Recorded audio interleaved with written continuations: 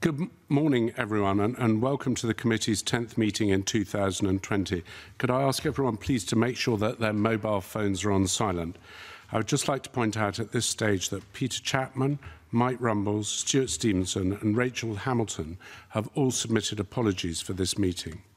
I should also say first that our agenda for this morning has changed from that was originally published. The planned evidence session with the Cabinet Secretary for Infrastructure Connectivity on the National Transport Strategy and the Transport Update have been deferred and will be rescheduled at a later date. However, the Cabinet Secretary has agreed to provide a short statement on the resilience of transport services and networks in Scotland during the current COVID-19 outbreak, and we will come to that later. The first item on the agenda, therefore, is subordinate legislation, and this is to consider one affirmative instrument, the National Bus Travel Concession Scheme for Older and Disabled Persons Amendment Order 2020 draft. The committee will take evidence from Michael Matheson, the Cabinet Secretary for Transport, Infrastructure and Connectivity, and the motion seeking the approval of the affirmative instrument will be considered at agenda item 2. Members should note that there have been no representations to the committee on this instrument. Before I welcome the Cabinet Secretary and members from the Scottish Government, I'd just like to ask members if there's anyone who would like to declare an interest. John Finney. As the holder of a concessionary bus pass. Thank you. And Richard Lamb. Like John Finney, can I also declare that I'm a holder of a national concessionary bus pass? Okay. Thank you very much. I don't know why I was looking around the room if anyone else should be owning up to that, so I apologise for people there. So I'd like to welcome from the Scottish Government Michael Matheson, the Cabinet Secretary for Transport, Infrastructure and Connectivity, Tom Davey, the Head of Bus Strategy and Concessions Policy, and John Finlay, the Scheme Business Manager from the Scottish Government. Cabinet Secretary, would you like to make a brief opening statement? Thank you, Convener. As you'll be aware, this is an annual process which we undertake in terms of setting the overall budget for the concessionary travel scheme. Since last year, we've undertaken a considerable degree of engagement with the bus industry in order to identify ways in which we can strengthen the process for modelling the future financial demands that may come from the National Concessionary Travel Scheme. As you will see in the draft SSI, it provides a reimbursement rate for 2020-2021 of some £226.1 million. This figure has been arrived at through considerable analytical work undertaken in looking at the economic model to identify potential demand in the year ahead, and we have arrived at this figure in agreement with the CPT, who represent the bus industry, who represent 80% of those who participate in the National Concessionary Travel Scheme.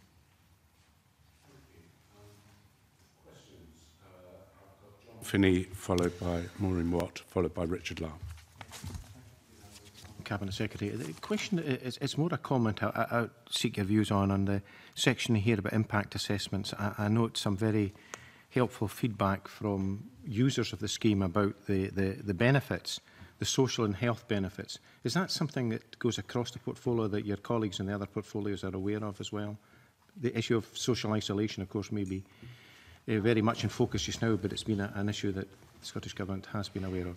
I agree. It may not have been the original purpose for which the scheme was designed, but it has certainly been one of the byproducts that has been a major benefit for those who can make use of the scheme, and that's now more widely recognised. And there is no doubt that in the discussions I have with colleagues in other parts of government, there is a wider recognition now of the benefits that come from the National Concessionary Travel Scheme in terms of tackling social isolation, the wider social benefits that come from being able to move around more freely, free of charge, and also the benefits that then you accrue from that through health benefits in itself. So there is a growing and wider recognition of the additional benefits that come from this scheme itself.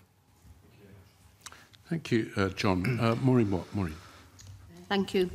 Cabinet Secretary, I'm sure I'm not the only MSP who quite regularly gets correspondence from older constituents who are complaining about the fact that on their ticket it says to the terminus or right to the next stage, and they are of the view that the bus companies are,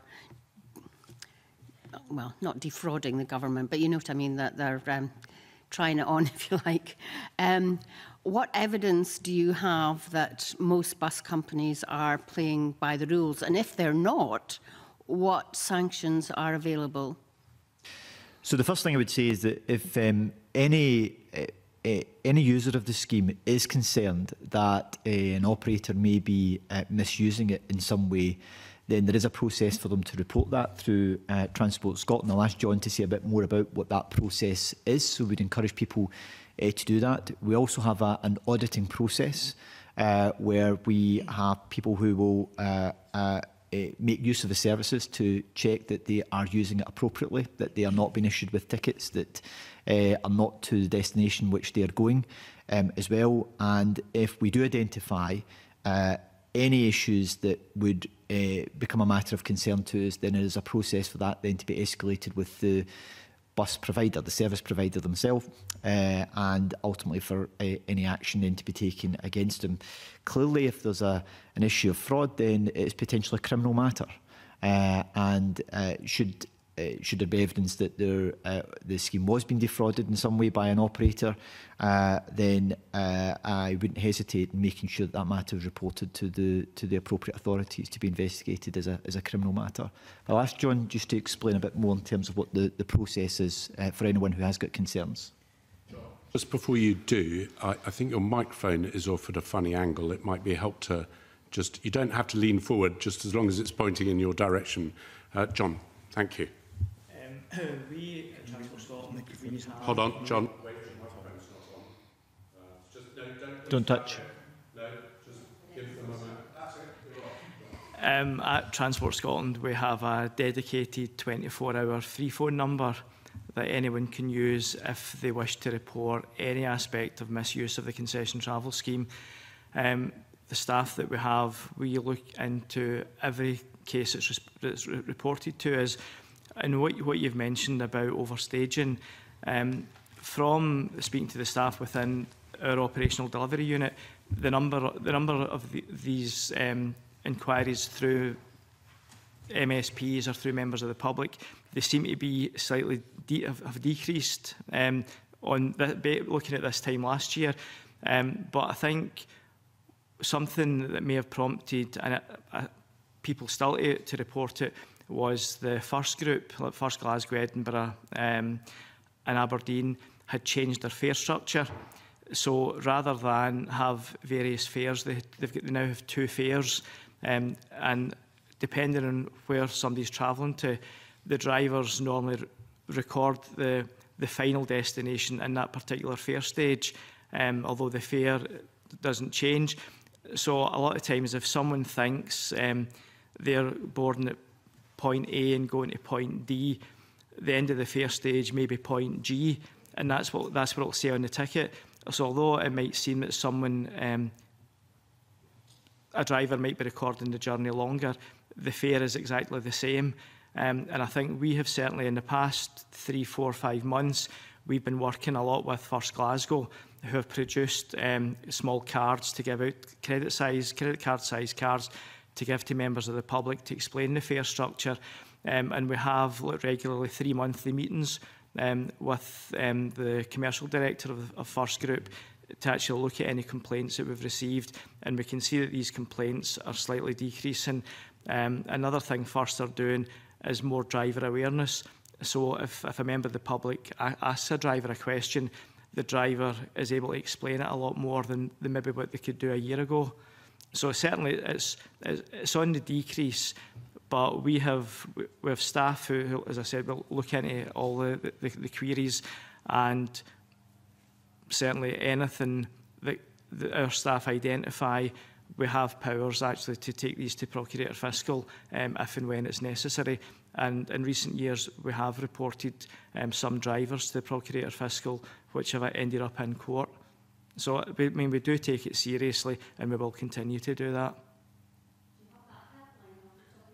I was going to ask, It may, What you've said has been very helpful, not just to me, but I'm sure other MSPs as well.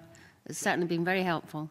John, do you advertise that helpline anywhere, and do you advertise that system so people are aware of that? On the Transport Scotland website, we have the free phone number published. There are posters that we've issued to local authorities to have at bus stops and in the local authority offices. So it is well publicised. Thank you. I think that signposting is useful. The next question will be from Richard Lyle. Richard. Yes, before asking my question, I understand that most elderly people will, because of the COVID-19 crisis, will be staying at home and not using their ticket at present. But my view is we don't promote this scheme enough. Basically, could you tell us what are the benefits to users of this scheme, and are there any drawbacks, and how far can they travel within Scotland based on this scheme? Well, the obvious benefit is the free travel which they're able to make use of across different operators in the country. John can give you maybe more specific around the actual national picture overall, but what we are seeing is a year-on-year increase in the number of people who are making use of that. You can see that from the annual SSI, which we're bringing forward in terms of the cost increases which are associated with it, much of which, not entirely, but much of which is associated with the increase number of people using the National Concessionary Scheme. So I think it's very successful. I know what you say in terms of you would like people to make greater use of it. It is a scheme. Very often people will say to me, well, you know, why are we giving free concessionary travel to people who can afford to pay for their own bus fare? The reality is that it doesn't cost us anything if people don't make use of it. So if you make use of it, yes, it costs us, but if you don't, it doesn't. So, and very often people who may be in that situation wouldn't make use of it anyway, or hold a card. So, I think I've used mine about twice in the time, and that's in 5 years. Yeah. So would you call it, so there's a real benefit in terms of the social mobility which it provides for people being able to travel free on public transport, on buses, which is no doubt has got a real benefit for the reasons that I mentioned to John in terms of the social benefit, tackling issues around social isolation, the health benefits you get from that, being out and about, rather than not being able to make use of public transport. So it's got that wider benefit, and there's also the benefit which it provides overall in terms of to the industry, in terms of making use of bus services, where we should keep in mind that our bus industry keeps a very significant number of people in employment as well. So the concessionary travel scheme has got that wider economic benefit in our economy overall as a result. I don't know, John, do you want to say a bit more in terms of the national picture? Yeah, what I can say, there's now approximately 1.4 million card holders who have cards. Not everybody might use the scheme, but they have cards, and we've seen year on year that figure has been increasing. In 2018-19, over 143 million journeys were undertaken under the concession travel scheme, and that equates to approximately 2/5 of the total number of bus journeys over Scotland. So anyone who has a card, they can travel anywhere in Scotland and down to the border like Carlisle and John O'Groats, yeah. For nothing? For free, yeah, on the bus, yeah. And some people who qualify for cards on grounds of disability, they'll have a companion card, so they would be able to have a companion travel with them on the bus free as well. So even if I use 3 or 4 bus companies, yeah, I could go up, I could set off at 8. What time can you start to travel in the morning? There's no time restriction. It would only be the only services. I've got a couple of questions. But, Mr. Lyle, I'm concerned you're using government time to work out your travel plans across Scotland. No, in all seriousness.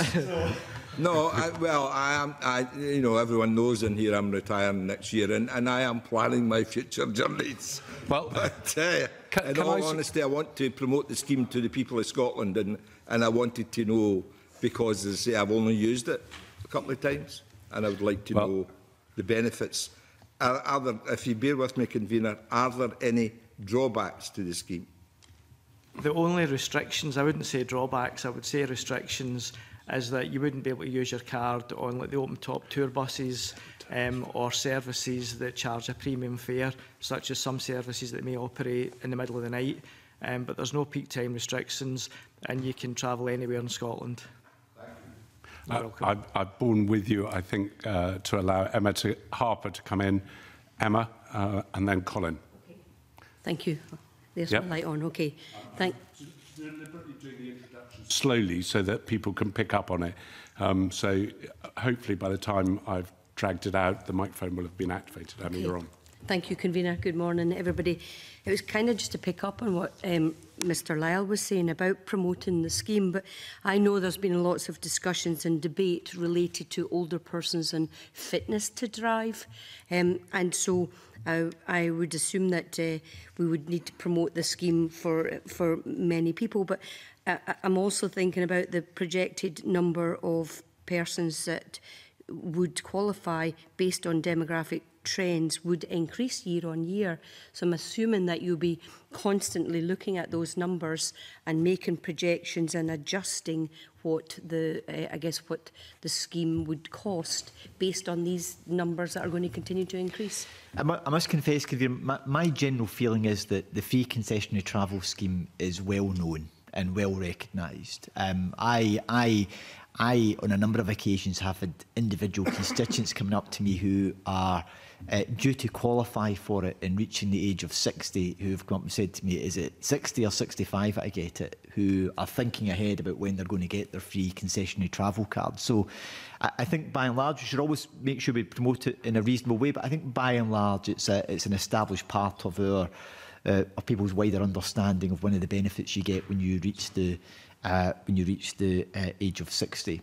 In terms of increasing use, in terms of increasing number of people who will qualify for it, yes, given our demographics, we are expecting that. The economic model which we use to try and set the figure each year takes that into account, looking at where the demographics are going in terms of the number of people who are likely to qualify for it over the course of the year, the on average amount of time that they might make use of it within that year as well, to try and give us a figure that gives us as accurate a figure as possible around the increasing demand that we may experience in the year ahead. What we are also seeing is that, notwithstanding the increasing number of people who qualify for it, is we are also seeing an increasing use of the card.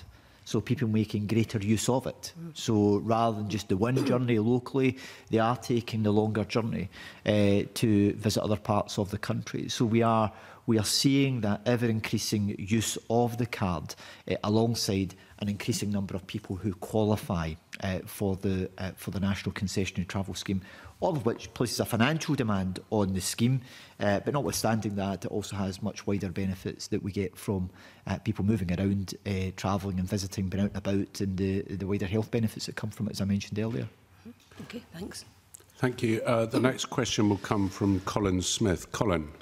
I'm curious, one of the issues that's been raised by constituents is that some bus companies can opt out of this scheme, particularly those that run, obviously, coach services, but they are often used by people to travel one part of certainly Dumfries and Galloway to another, even though that bus is then going on to Belfast via the ferry.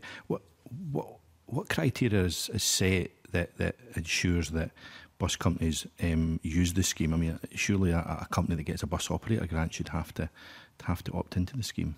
So there is a provision for operators to choose to remove themselves from the scheme. So it's that you can remove yourself from it. There's additional powers there at ministerial direction to direct a company to be part of the scheme where that was deemed to be necessary. There may be some individual coach operators that don't. Coach operators can be different from that of bus operators. So, in that they may be offering a particular type of coach service which wouldn't be captured by the scheme in itself because it's for bus operators who are providing public bus services. But if there is there is a provision within it where a bus operator at the present time could exercise their right to choose to come out of the scheme if they chose to do so. But there's also powers there for ministers to give powers of direction if they wished an operator to remain part of it. And just on that, what would the criteria be for you as a minister to instruct a company to do that? Because this is a coach operator, but people do use it effectively as a bus service across a wide rural region. So what would the criteria be that you... To prevent them from coming out of the scheme? Yeah, or to insist that they go into the scheme because they've actually already opted out. Maybe I don't know if Tom can say a bit more in terms of the issue about coming into the scheme and compulsion. If they are a member of the scheme, it would be largely around matters such as the reasons why they were wanting to withdraw from the scheme, the extent of the impact that potentially could have on existing scheme of those who make use of the scheme, and to consider where we thought it was a reasonable action for them to take. So if it was, say, for example, a company who were closing down, that it was we have over 200 different bus operators in Scotland who can be part of the scheme. If they were closing down the business in the course of the next year or so, then you would say that it may be a reasonable measure for them to then start moving out of the scheme. But by and large, we would take quite a robust view of any of the major operators who were looking to just come out of the scheme because they simply no longer wanted to participate in it, given the benefits that it actually has for wider society. But to be honest with you, Mr Smith, I don't really want to be in that position. I'm much more inclined to engage with the sector and to try and meet any of the challenges or some of the issues that they may have with it. But I'll ask if Tom can say something about operators coming into the scheme. Mr Cabinet Secretary, essentially the policy of the scheme, if you like, is that it applies to bus services, and if you are running a bus service in Scotland, then we would expect you to join the scheme. And as far as we are aware, I think everybody in that position does. There is a sort of confusion or grey area around when a bus service becomes a coach service. The definition of a bus service is linked to things like how close together are the stops. Is it possible for passengers to board within a certain distance of a previous stop? And is it possible to board the vehicle and pay money there and then for your journey? And that sort of distinguishes it from pure coach services where potentially you just get carried a longish distance with no intermediate stops, and you maybe need to book in advance and don't have the option of boarding there and then. Maybe you pay for a bundle of things and not just for transport elements. So I don't want to go too much into detail of that because I'd have to check the details if you want to pursue that. But it's essentially, if it's a bus service and you're operating a bus service, then the basic policy would be you would be part of the scheme. We would expect you to be part of the scheme. The scheme does provide for a bus or even a bus operator to apply to withdraw.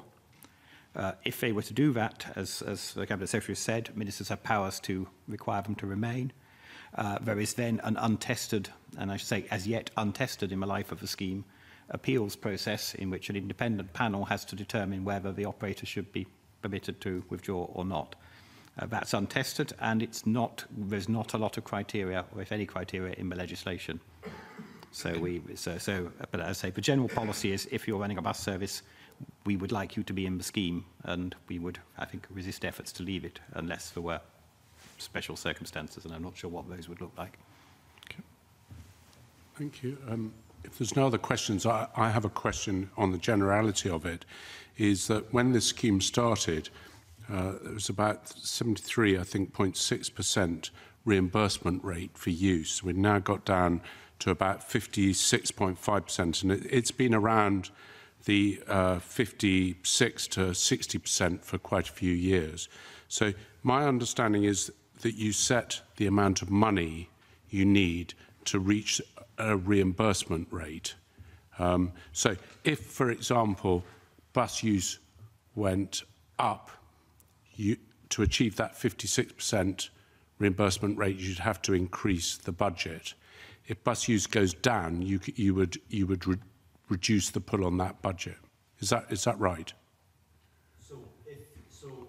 Yes. So if the number of journeys increases beyond that which we have modelled for in the year ahead, then that potentially would take it above the cap that has been set, for example, in the forthcoming financial year at £226 million. if the modelling is correct, then it should be within that. It should be within that overall cap limit. If there's a reduction, then clearly that £226 million that has been set in this budget area wouldn't be reached. So yes, it would be. So demand determines what that final figure would look like. Okay, so if just so I understand it, if the numbers come down this year, would you still aim to use comes down this year? Would you still aim to get a reimbursement rate of 56% roughly, and that there would be a saving on the overall money that's been allocated, or would you use all the money and just accept a higher reimbursement rate? So the reimbursement rate does not change. So the reimbursement rate at the 55.9% this year, it remains the same no matter what. Okay. So it then depends on the number of journeys which are made under the scheme on how far into the £226 million budget that's been set for it that is utilised. So the reimbursement rate is it the remains driver? The same, yes. Yeah. Okay, thank you very much. Are there any other questions from committee members? No, there are no other questions, so I'd like to move on to agenda item 2, which is the subordinate legislation, and this is the formal consideration of motion S5M 20928 in the name of the Cabinet Secretary for Transport, Infrastructure and Connectivity, calling on the committee to recommend that the National Bus Travel Concession Scheme for Older and Disabled Persons Scotland Amendment Order 2020 be approved. Minister, can I ask you to move that motion, please? Moved. Do you have any further comments you would like to make, Minister? No. Are there any comments from the members? Richard. I think this morning this has shown how excellent this scheme is, what the advantage is, and certainly after this crisis I'm sure people will go back to use buses as they have before, and I would certainly recommend that we agree to this proposal.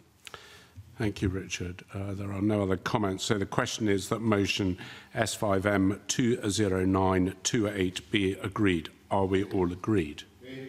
We are agreed. Therefore, I'd like to suspend the meeting briefly to allow the officials to leave. The meeting is suspended.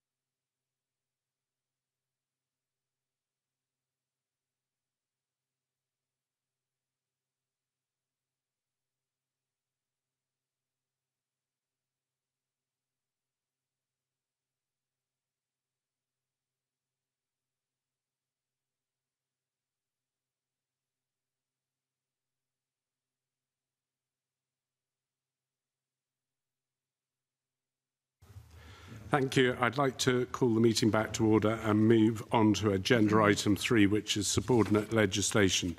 This item is to consider 2 negative instruments as detailed in the agenda. I would remind the committee that no motions to annul or representations have been received in relation to these instruments. Is the committee agree that that it doesn't wish to make any recommendations in relation to these instruments, or does anyone have any comments? We are agreed. Therefore, that is agreed, and I'm going to move on to agenda item 4, which is a transport update. As mentioned earlier, the committee will now take evidence from the Cabinet Secretary on the resilience of transport services and networks in Scotland during the current COVID-19 outbreak. And I'd like to welcome once again Michael Matheson, the Cabinet Secretary for Transport Infrastructure and Connectivity. And Cabinet Secretary, I believe you're going to make an opening statement. I'm usually quite strict on timings, but considering the importance of this, there is some leeway. Cabinet Secretary. Thank you, Convener. Convener, the committee will be aware of the Scottish Government-wide response to COVID-19, and Transport Scotland resilience officials are fully engaged in this process through SCORE. Officials have been in regular contact with relevant stakeholders to share the latest updated health guidance and to address any concerns from stakeholders in the application of this guidance. Yesterday afternoon, I also chaired a call to discuss business continuity with senior representatives from across the transport sector. The measures we are putting in place to protect society are having an immediate and direct impact on the transport sector, with the implications for the aviation industry already very visible. As more people take the advice to reduce social contact and work from home where possible, those impacts will spread across other modes. Those within the transport sector understand that transport links in many cases are lifeline services which are crucial to supporting society and our wider economy. From the discussions I have had within the sector, it is clear from the air, rail and bus sectors that cash flow issues will have a significant impact on service and business viability. In addition to this, operators are also likely to experience a significant drop in staff availability due to increased staff absences, which will have an impact on service provision. Convener, I'll now turn to several sectors and the challenges they are facing. The committee will appreciate the aviation sector is experiencing extreme pressure. The sector is experiencing a sharp fall in demand for services. The fall in demand is in the order of 70 to 80%. I've held a number of discussions with the sector in recent days to consider what action we may be able to offer in order to address some of the challenges which they are facing. And my officials remain in regular contact with them as we consider these issues. However, during this difficult period, it is likely that some airlines around the world will fail, which will have a direct impact on our air connectivity in the future. The rail sector has witnessed a very significant reduction in passenger services over the course of a short period of time. ScotRail has advised that they have seen around a 30% reduction in demand since Monday alone. Consequently, a reduced level of service from ScotRail is being planned urgently, and details on this will be provided in the very near future. Additionally, Caledonian Sleeper have contingency plans in place and are keeping these under review. Network Rail is working to ensure that they have enough resources in place for signalling centres and electrical control rooms, and are training additional staff to the required levels of competence in order to improve their level of resilience. On bus, initial data shows that concessionary travel journeys have dropped by around 20% compared to the start of the month. We are awaiting information on commercial journeys from CPT, but it is likely that this will show a similar level of decline. Operators are presently considering timetable changes due to the drop in patronage and to manage resilience within their service provision. I've also discussed with CPT some of the measures that could assist the sector going forward. The Traffic Commissioner for Scotland is expected to issue new guidance shortly in response to operators' concerns about the need to make changes to registered services at short notice in light of the steep fall in demand. On ferries, plans have been designed to ensure services can continue, albeit when necessary at reduced capacity. Officials remain in regular contact with our ferry operators to monitor any potential impact on services going forward. Both CalMac and Serco Northlink are taking guidance from Transport Scotland Resilience Team and Health Protection Scotland, and both operators have robust protocols in place. Convener, like the rest of the Scottish Government, Transport Scotland Resources have pivoted to respond to COVID-19 and the challenges which it presents. As a committee will, I'm sure, appreciate, this has resulted in a significant reprioritisation of work within the organisation. This will naturally have an impact on a range of policy areas going forward. However, for now, the focus of my officials is firmly on the challenges presented with COVID-19. It is extremely important that through this unprecedented time that we do our best to keep Scotland moving, and I can assure the committee that that is what we are seeking to do. I'm of course happy to respond to any questions which the committee may have. Thank you, Cabinet Secretary, and I think every member around the table has questions. So if I may start off myself, first of all, is a lot of passenger aeroplanes that fly around the world carry cargo underneath, and obviously with passengers now no longer being able to travel to America, some of the cargo that would have been shipped out to America is also, I suspect, people are wondering how it's going to get there. Have you been approached by airlines on this specific issue, and is there any help that you can and guidance you can give us regarding that? I think you raise an interesting point, Convener, because very often passenger services, the belly space, the additional belly space in passenger services is used for cargo purposes. Although we have not been directly contacted by any airlines, I am aware that, for example, Prestwick Airport, having received an increasing level of inquiries around capacity for additional freight. Clearly, there's a very significant realignment ongoing within the industry, but there would appear to be an increasing demand for cargo-only services as a result of the reduction in passenger services. So the increase in inquiries which Prestwick are receiving, I think, is a reflection of that. Whether that will materialise into direct contracts or services is still to be seen, but there is no doubt that I would expect to see an expansion of air freight, just given the reduction we are seeing in passenger services and the lack of belly space that's now available to those who would make use of air cargo. Okay, thank you, Cabinet Secretary. My second question relates to lorries and the transport of goods. I believe there's been some relaxation on drivers' hours. I mean, obviously, it's really important that drivers are not put at risk by having to work extra hours, but it's important that they can get the freight through to the shops and the food that we all need.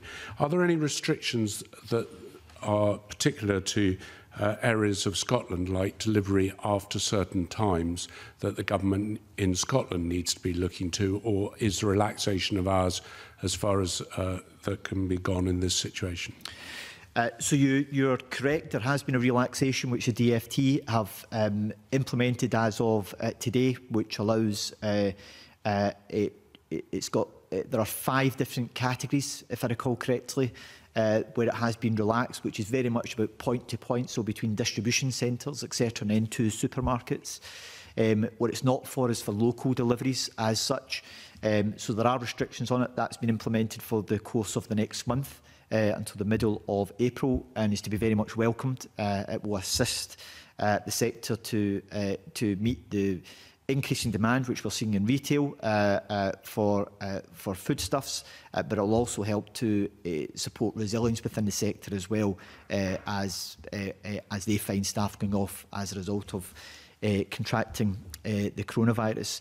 We've also, at a Scottish Government level, through the Chief Planner, we've also contacted local authorities to ask them to relax their planning restrictions, which are around the delivery times into local stores by heavy goods vehicles, which local authorities have agreed to take forward as well. So that will help to relax the period at which they can actually carry out these deliveries in some of our towns and cities across the country. Again, to help to assist the change in demand which we're facing as well. So a combination of both of these actions, I believe, will help to support resilience and help to support the sector going forward. Okay, and just finally on that, before I bring in the other members, is that obviously in cities, a lot of supermarkets and food stores are difficult to access by lorries, and reducing the time that they get there may mean that they can make more deliveries. And I'm just asking if there's any thought being given to parking restrictions in sensitive areas to allow lorries to get in and out quickly with the food supplies that are obviously quite short supply round about the country. We haven't received representation around parking restrictions. What we have through the Chief Planner is to ask local authorities to relax the period of time at which they can access these stores, so that very often they have restrictions because they're near residential premises. So by relaxing those conditions, it allows them to deliver at times out with when they would normally be able to deliver, again to try and help to smooth out that process and to assist these retail outlets and being able to get supplies in on a more regular basis. And with local authorities taking that forward, that should hopefully help to smooth out the process of when they can actually make deliveries to a whole range of different outlets that are looking for, that are facing increasing demand. Thank you, Cabinet Secretary.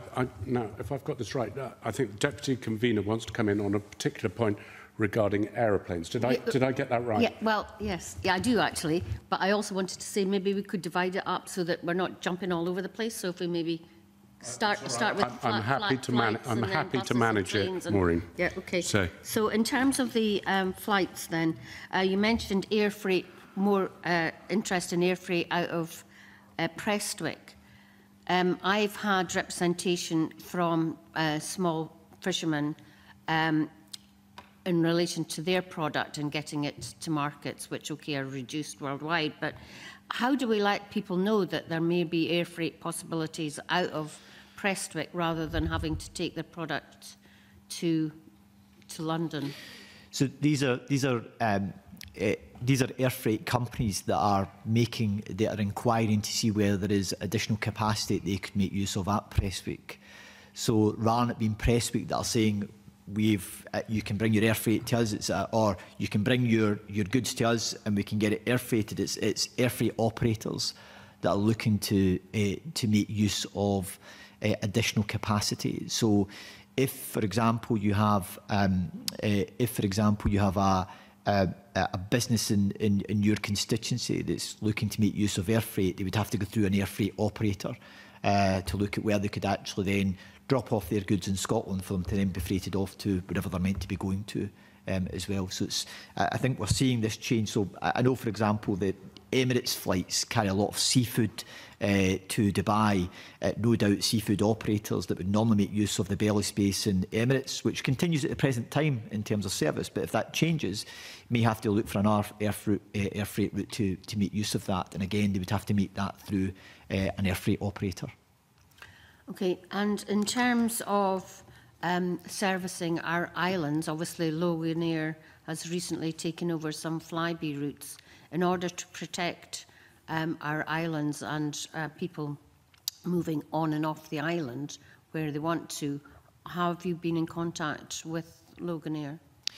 Yeah, we've had fairly extensive contact with Loganair. You may be aware of the information which they've published in the course of the last couple of hours that they are reducing their present timetable by 55%. Effectively, they are not going to take up the flyby routes at the present moment that they indicated that they were intending to take on. They are looking to reduce their schedule overall in order to protect the challenges which they're facing. They have witnessed a very significant drop in bookings, and they are having to manage that within their existing schedule. Hence the reason why they're reducing their schedule overall. In our discussions with them, what we have sought to do is to make sure that no island loses out, so that all islands continue to have air connectivity. And the schedule which they've brought forward ensures that that continues to be the case. What you will see is a reduction in frequency. It may be that they will go from one island to the next in order to pick up passengers before moving on to the mainland. That again is because of the big drop-off they're seeing in passengers. So, but all islands continue to have air connectivity, and we are continuing to work with them to make sure that that's maintained going forward. Okay, I'm going to bring in John Finney because I think he wants to come on that point, and then I'm going to go to Richard Lyle. Thank you, Convener. Yes, a follow-on, if I may, Cabinet Secretary, from Maureen's question there is, and it is specifically about the air traffic within the islands, because of the nature, Maureen used the phrase on and off, but of course, although you touched on it there, a significant element that differentiates air travel in the Highlands and Islands from elsewhere is the internal services. And they are, of course, of a lifeline nature rather than a choice. Particularly if I give the example of Orkney with inter-island services there, and you talk about the issue of resilience, and that is about staff, its availability.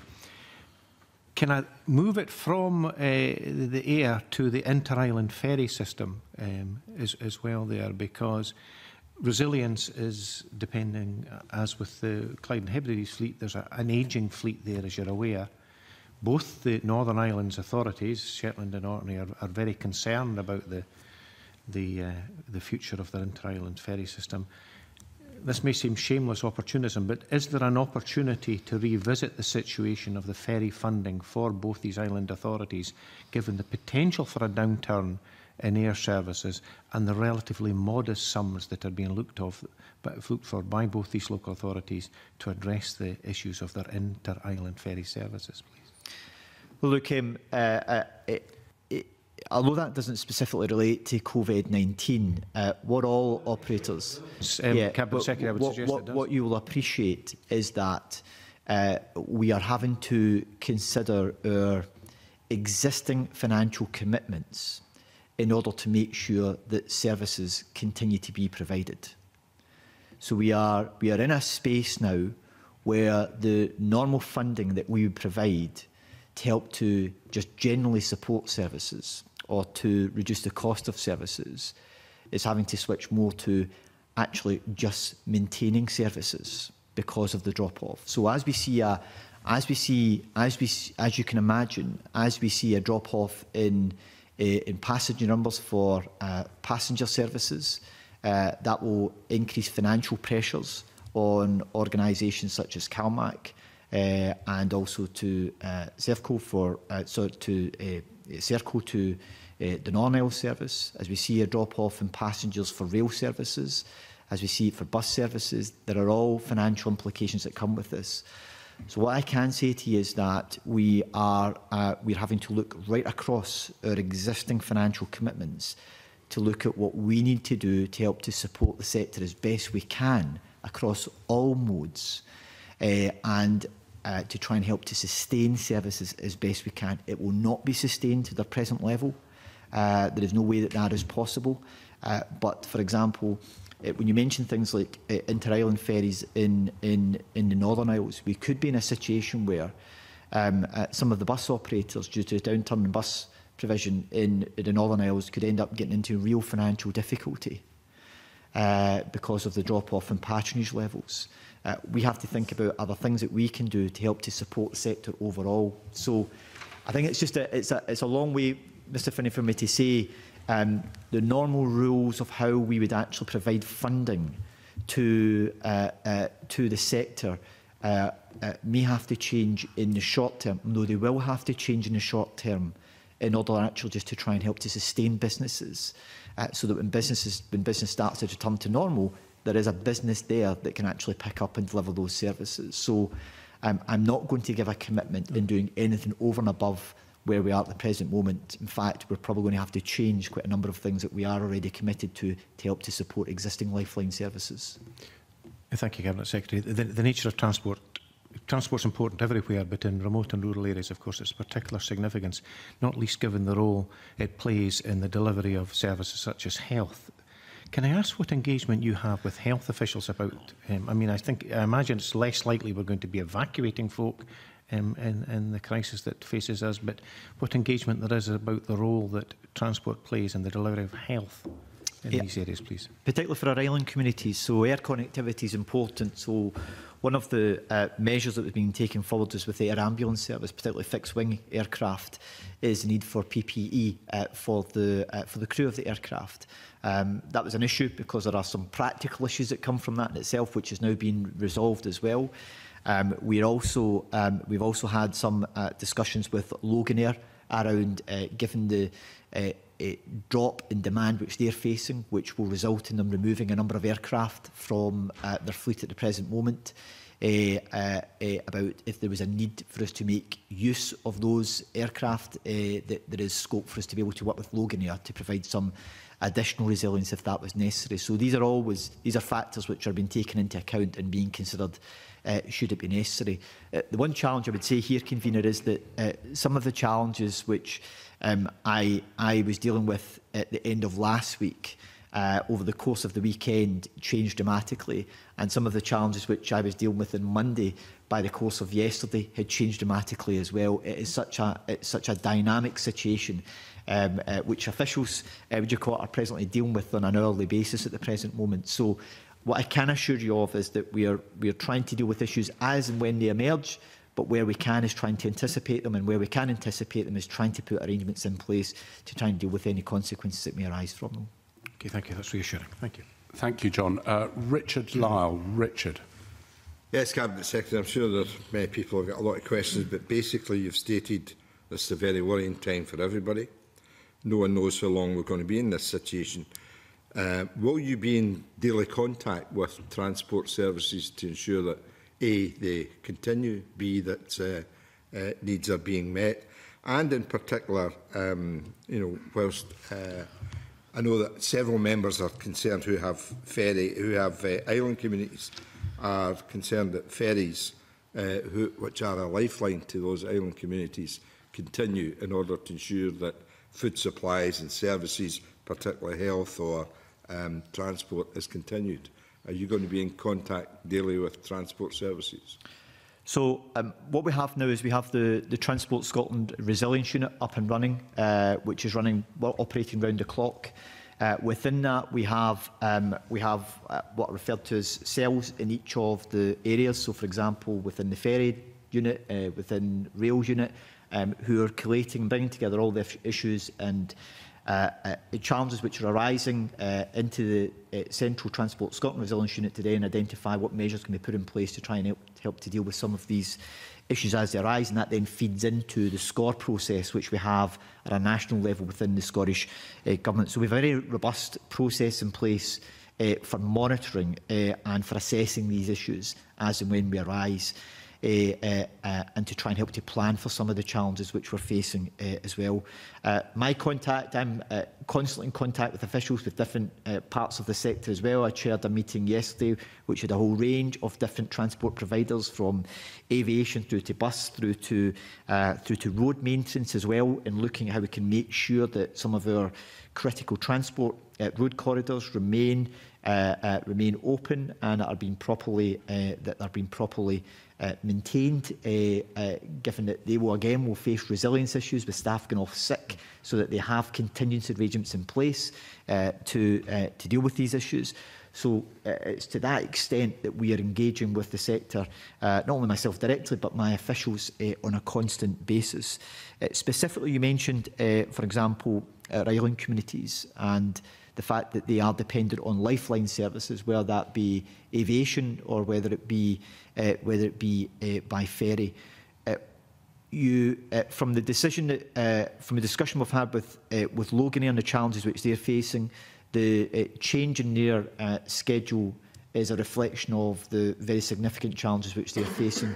But in our discussions with them, it was about making sure that we also retained air connectivity to our islands to the best of the extent that we can at the present moment, which the schedule is reflective of, that no island community doesn't have air connectivity that previously had it, but it will be in a reduced level from what they have previously had. On ferries, the plans which both Serco and CalMac have put in place are to maintain services as they stand at the present moment, but that may change. So as they potentially start to lose staff to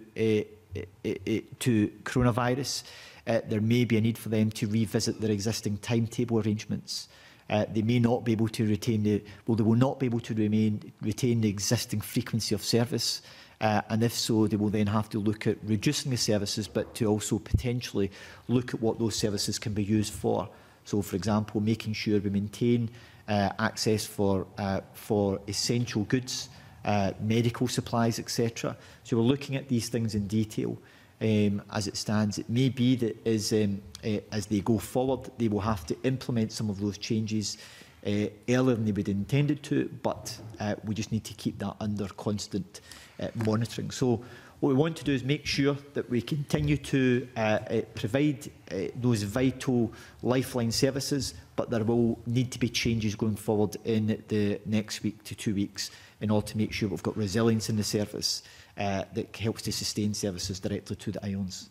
This is a question that you may not personally be able to answer, but as we are the Rural Economy and Connectivity Committee, and as we are facing a situation that's unprecedented, what discussions, if any, has the Government had with the UK Government in regard to the Army or the Air Force or Army personnel, any personnel, Navy personnel being involved in, say, connectivity to islands?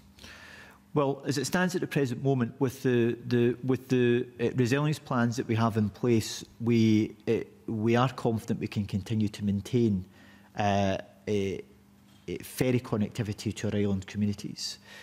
What may happen is that in terms of crews, if crews go off sick, there are some of our smaller inter-island ferries that have a very small crew. Given the new restrictions which have been put in place, there is the risk that some of the inter-island ferries could be adversely impacted because there is not an alternative crew who could provide that service. So there are some specific challenges which we need to consider if and when that should occur, and that's part of the work that we're taking forward at the present moment. The differences with some of the larger vessels, very often some of the larger vessels they're double crewed, so you have a greater level of resilience there in terms of meeting any staff shortages which you may have. But you could be in a situation where, for example, we may have to scale back the frequency of service to allow the vessel to then be freed up to serve another route for a period of time during the course of the day in the way in which it would normally. So we may have to move vessels around at given times should that be necessary. But we're not at that stage yet. But these are all the types of things that we're having to take into account and trying to make sure that we maintain the level of connectivity as best we can in the very difficult circumstances which we're facing. Thank you. Thank you, Richard. The next question is coming from Emma Harper. Emma. Thank you, Convener. We've talked about ferries and island communities. I know Kenneth Gibson raised a question in Chamber the other day about the island of Cumbria getting freight and food delivered. And you know, we've got remote and rural areas that are not islands as well, like Wigtonshire, as you know, and Stranraer. I'm interested in how do we support the continuation of freight to those areas, in that the hauliers, I understand, have like their drivers will be educated about whether they should self-isolate if they meet certain criteria. But there's also our private ferry companies as well, like Stena and P&O, that are going from Cairnryan, one of the busiest ports in Scotland, but it supports the whole throughput of freight from the Central Belt to Northern Ireland. So is there work being done to look at the passengers I think are being reduced, but the freight support, and whether those the private ferry companies are reducing their sailing journeys, or are they still continuing at the moment as they are providing freight from Central Belt to Ireland? So, as it stands, or continuing as they stand at the present moment, again, they will have to make, as part of their business continuity plans, they have arrangements in place to look at where they reduce the number of sailings which they are able to offer if they are in a situation where they have a reduced crew complement as well. So there are potentially going to be disruptions in those areas as well across to Northern Ireland. Clearly, it's a critical link into Northern Ireland. The operators will be using their continuity plans to try to help to maintain that as best they can. What I can't give you just now is guarantees in terms of how freight operators will continue to maintain services to the ports, to the ferry operators, on the basis that each individual freight operator is going to have to make sure that they have their own business continuity plan in place, and to look at what alternative arrangements they can put in place should they lose members of staff. There is likely to be disruption at some point, because some of the freight operators will only have so many drivers. If a couple of the drivers go off, then they will have to reprioritise their freight work. That is inevitable. So there will be disruption in the process, and each company, in terms of who they are carrying freight for, will have to come to an agreement what they're going to prioritise in continuing to actually carry. When I visited Cairnryan recently with the Culture Committee, we looked at some of the lorries are unescorted by humans, so they're using basically drop it off and then shunted onto the ferries. Would you anticipate that we might even see more of that type of behaviour being, I guess, being implemented? It's possible. It just depends on freight operators, logistic operators, and in terms of delivering services. It may be some of them do just drop off and it gets shunted onto vessel. What I would anticipate happening would be is that you would want to prioritise. If you are limiting what you can actually carry and availability, you want to prioritise what are the key elements. But we're nowhere near that point, because obviously the crossing into Northern Ireland is absolutely critical for the services that Northern Ireland require in itself. At this stage, plans are to continue to help to provide the service in the way in which it is at the present time. There may be some disruption to it, but there's business continuity plans being put in place by the ferry operators to try to make sure that they minimise that as much as possible. Okay, thanks. Thank you, Emma. The next question is going to come from Colin Smith. Colin.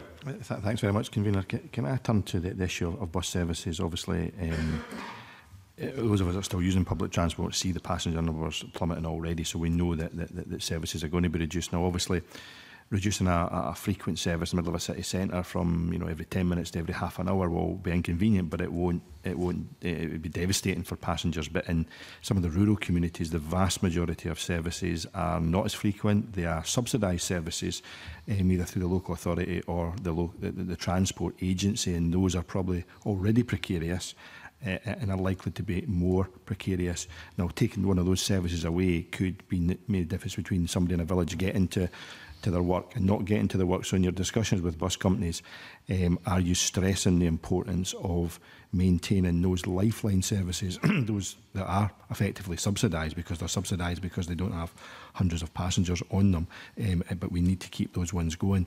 And in slightly longer term, and I appreciate this is something we'll come back to, those services are already very precarious, and any reduction in revenue on those services could mean the difference between that service just being completely pulled altogether and not running at all. So what are we looking at in order to try to maintain as best we can those services through these times?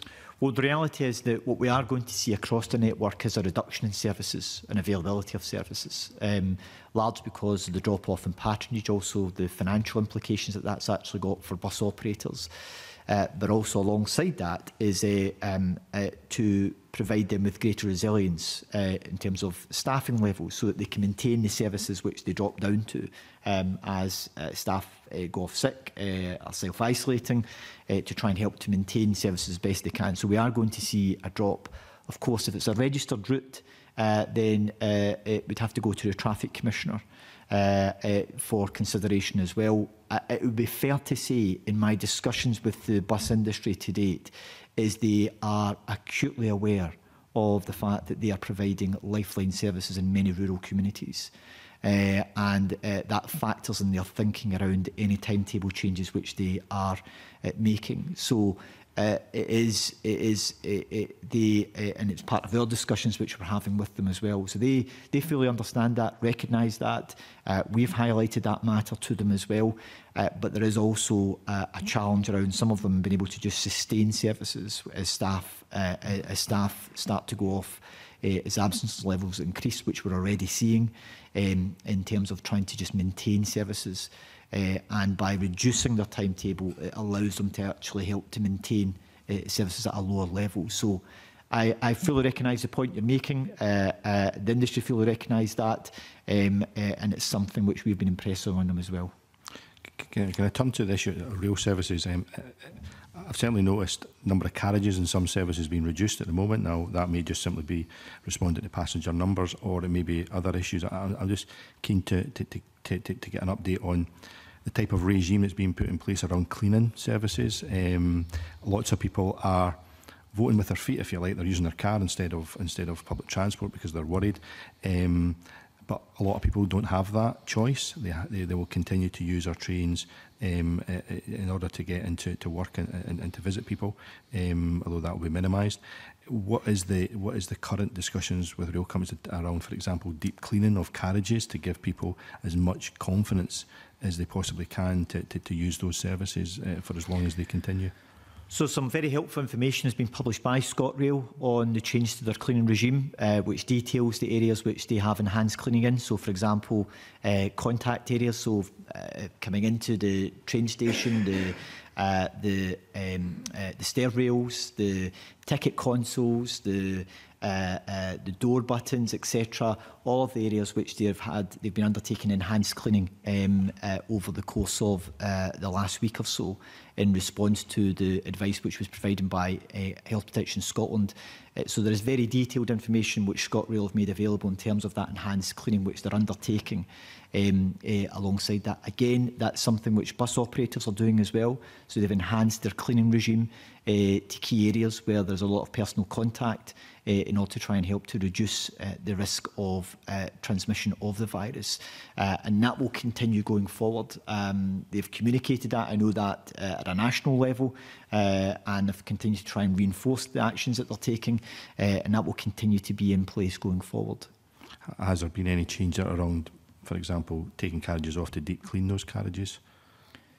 No, there's not in terms of its enhanced cleaning within the existing regime. So what they are is they're targeting specific areas where the advice I've received is that these are areas where there should be an enhanced cleaning undertaken. So that's the type of work which they're undertaking at the present moment. Thank you, Colin. The next question is going to come from Angus MacDonald. Angus. Okay, thanks, Convener. However, I think all the points that I was going to raise regarding Calmac, Loganair and bus services have been covered, and I welcome the assurances from the Cabinet Secretary.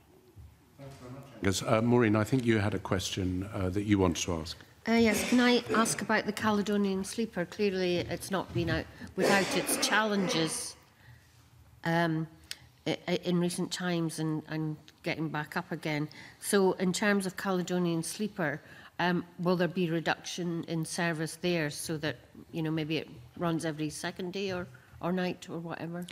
So they're presently reviewing. It's a single service a day, so so it doesn't have the same challenges as ScotRail have in terms of the range of services which they provide.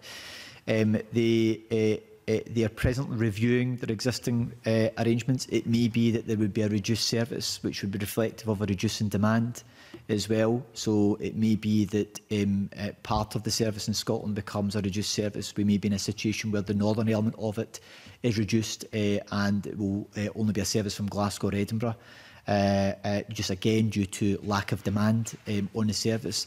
There is no decision being made on that, but that's the type of thing that may have to be considered and looked at.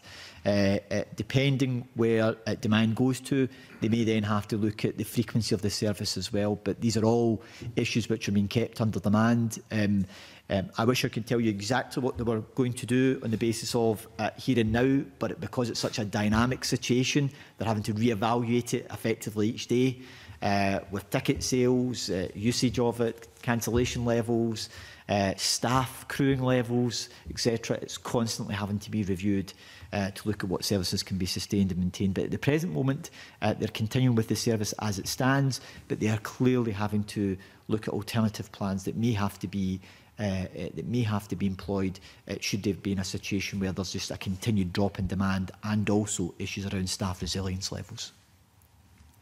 Okay, and following on from Colin's questioning, I'm not quite sure that if you've answered this or not, but when we get over this and there's reinstatement of services, has the Traffic Commissioner got any authority where they find that full service hasn't been reinstated, and make sure that bus companies do that? In other words, that they don't just use this downturn in services and cutting of timetables and things as a means to do that going forward.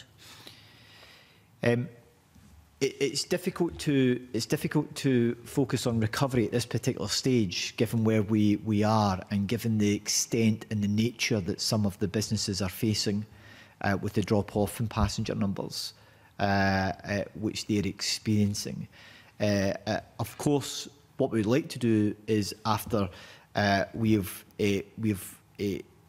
come through the coronavirus challenges, to be in a situation where things can return back to normal. It may be that some businesses during the course of the coronavirus will get into such a level of financial distress that they'll not be able to return to normal on an ongoing basis for some period of time. So it's difficult to say that things will simply return to normal once we go into the recovery phase, because it may be that some of the businesses have had to completely reshape their organisation just to survive the challenges which they're facing, and they may not be in a position where they can actually offer that range of services going forward in the future. So it's something I would like to, something we'll consider and look at as we go forward. But I think just given the scale and nature of some of the challenges which businesses are facing at the present moment, many of them are focusing on just trying to survive and get through this, rather than thinking about what they can provide at the other end of it at this stage. Cabinet Secretary, thank you for that. I'm reliably informed by my committee members that there are 3 people who want very short questions. Let's see if they can live up to that. And I'm going to go straight down the line. Emma Harper with your first question. Emma. Okay, thanks. And only question. Okay, I will be really quick. Whether it's COVID-19 or not, it's been raised that rural bus routes could be used for delivering prescriptions, for instance, essential items. Has there been any discussions around that, where we could use the bus service to help support isolated people who need medicine? Yeah, so one of the things that we've had some operators that have flagged up the possibility of their vehicles being used for the purposes of delivering goods in that way, and that's something which I know my colleague Aileen Campbell has been looking at in terms of some of the community resilience measures that could be put in place.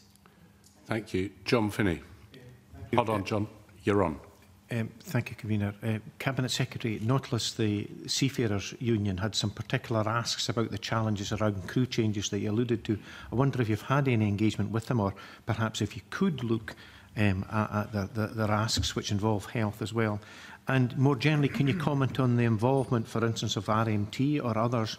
They would seem that the trade unions are pivotal in this, and these are substantive changes to a lot of work practices that it's been suggested. Yeah, of course, I'm happy to take away the first point that you made, and to check that. I don't know off the top of my head what actions were taken off the back of that. But yes, in fairness, I think the unions have also been very understanding, given the unique set of circumstances which we're facing and the challenges that that's creating, and trying to work with operators as best they can to try and accommodate these things. But they, of course, do play a really important part in trying to help to meet some of the challenges which we may face with staff going forward. And part of the timetable changes that may be necessary are to offer greater resilience in services, which reduces demand on staff and potentially helps to improve their health and well-being as well. Thank you. Mr. Finney, you did say that you wouldn't take advantage of me, but ask your question briefly. On the Cabinet Secretary's part.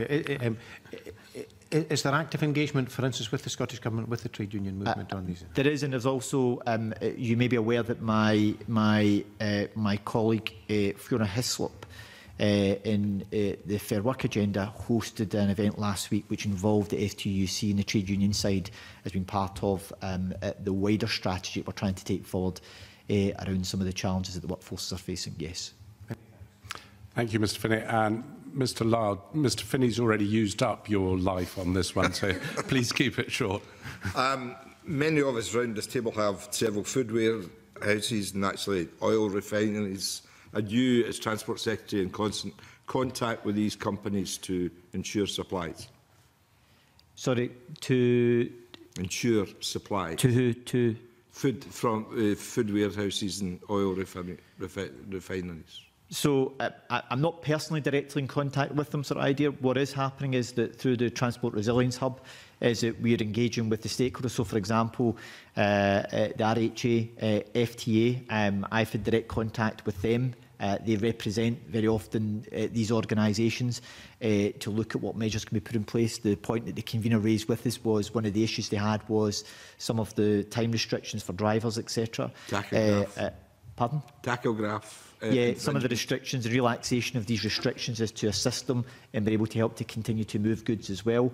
That will also have a bearing in other parts of the sector where they're dependent upon road haulage. So these are measures, and also the work that we've taken forward through the Chief Planner in relaxing the restrictions around when vehicles can deliver goods to supermarkets in urban areas is part of, again, is trying to help to smooth that process of regular supplies being provided into retail outlets. Excellent, thank you. Thank you, Cabinet Secretary. I think that's all the questions. Maybe I could ask a question to see if we can you agree on this, which I'm sure we will be able to. You've absolutely outlined some of the problems that there is regarding movement of transport and freight around Scotland. And I think that you would agree with me, I hope you would agree with me, that people need to go out and buy what they need, not what they want. And if they did that, it would be easier for everyone to get what they need and not just for some people to overstock up their homes. And I'm sure you'll agree with that. Absolutely. There is enough, as the sector have told us, there's enough supplies within the chain. The issue is people overbuying. And the selfish nature of that is having an impact on some of the most vulnerable members of our community. I very much welcome the action that some of the supermarkets and retailers have undertaken in having protected time for elderly and disabled people to make access of their shops in the mornings for a restricted period. But if people would buy the goods which they require at that particular point, then it would ensure that everyone has access to the foodstuffs and household goods that they require. So I very much agree with what you've said, Convener, and I hope that all members will continue to impress that message at their own, within their own communities to encourage people to act responsibly. Thank you. And I think it is important that everyone understands it's about thinking about everyone, not just about oneself. So thank you, Cabinet Secretary, and that concludes today's meeting. Thank you.